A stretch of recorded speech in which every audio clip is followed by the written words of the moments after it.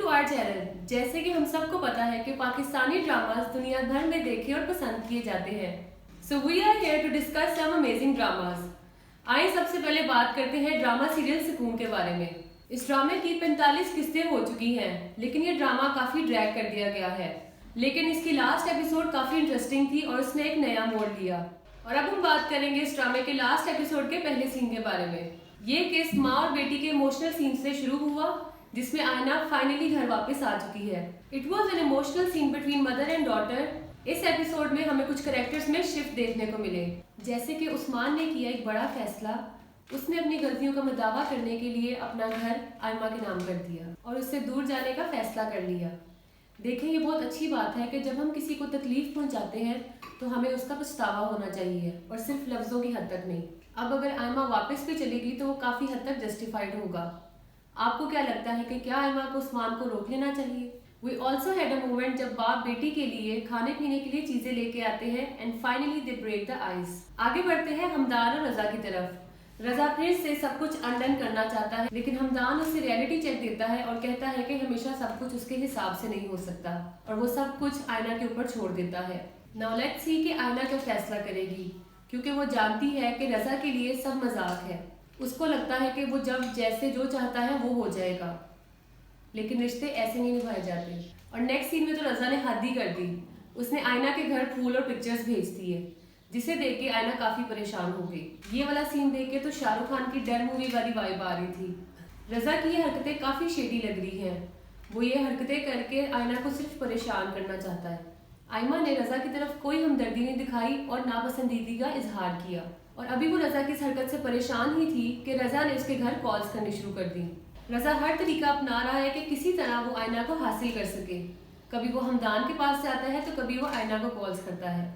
और अब तो उसने अपनी बहन को हमदान के पीछे लगा दिया है, लेकिन कहीं से भी नहीं लग रहा कि अब उसकी दाल गिरने वाली है। अब ये देखना दिलचस्प होगा कि ये एंडिंग किस तरफ को जाती है।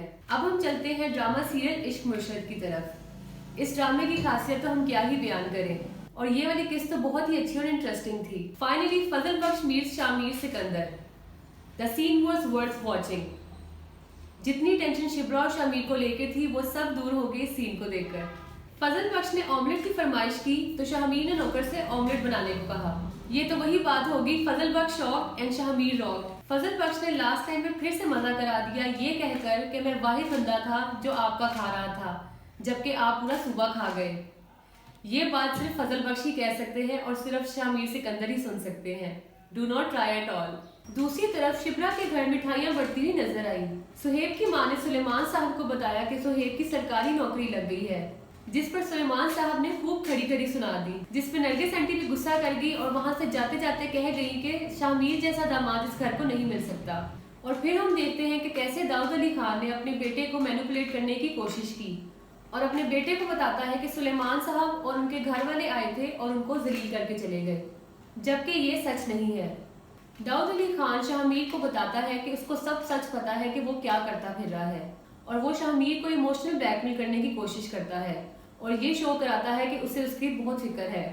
Shamir tries to explain and wants his father to take his proposal to Shibraj house, जिस पर दाऊद अली खान साफ साफ मना कर देता है और शामिर भी ये कह के चला जाता है कि वो अब पीछे नहीं हटने वाला।